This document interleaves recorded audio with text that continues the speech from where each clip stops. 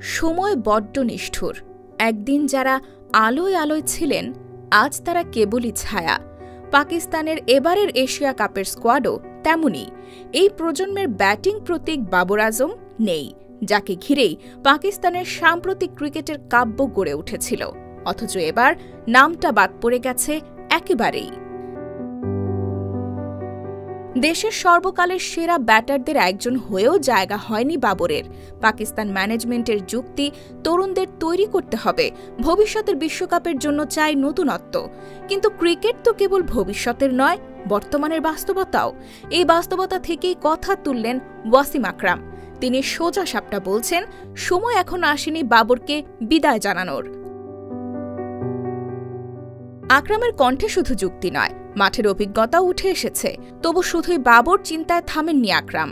এই প্রজন্মের ক্রিকেটারদের মধ্যেও সাহসের ছায়া খুঁজে পাচ্ছেন। ধারাবাহিক না হলেও ভয়হীন তারা।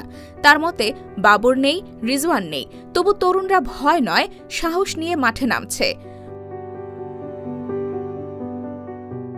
বর্তমান অধিনায়ক সালমান আলী আঘাকে নিয়ে বিশেষ প্রশংসা এসেছে তার কণ্ঠে। নিজের ব্যাটিং অর্ডার ছাড়াও পরিস্থিতি বুঝে সালমানের নিজেকে বদলে ফেলার যে মানসিকতা, তা আকরামের চোখে ভবিষ্যতের সঠিক দিশা। শেষে হুঁশিয়ারিও দিলেন আকরাম। তার দাবি, এই দলকে এখন বেশি নাড়াচাড়া করা যাবে না। বুনিয়াদ তৈরি হচ্ছে, সময় দিলে তারা নিয়মিতভাবে হারাতে পারবে যে কোনো জায়ান্টকে। সব মিলিয়ে বাবরের না থাকা নিয়ে বিতর্ক থাকবে বিশ্লেষণ।